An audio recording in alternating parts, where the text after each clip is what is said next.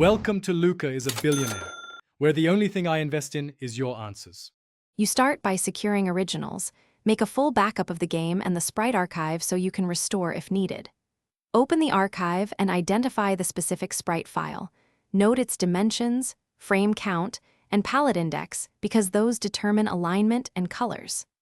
Once done, install a reliable image editor that preserves transparency and a sprite sheet tool for frame timing. These first steps prevent irreversible changes and save time when you reinsert modified assets.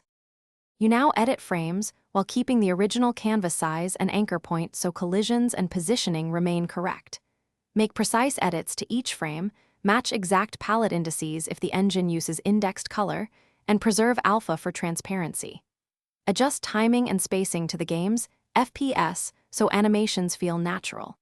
Export using the same format and compression settings.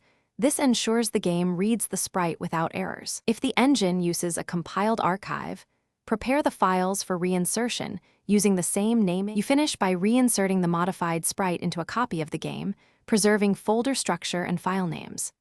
Launch the game and load the affected scene to verify alignment, hitboxes, palette colors, and animation loops.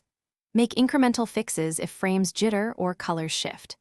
If the sprite fails to load or looks wrong, restore the backup, then re-export with exact format settings or recheck palette indices. This single troubleshooting tip, restore and compare originals, saves time and isolates. Thanks for watching and please subscribe. It's the best investment you'll ever make.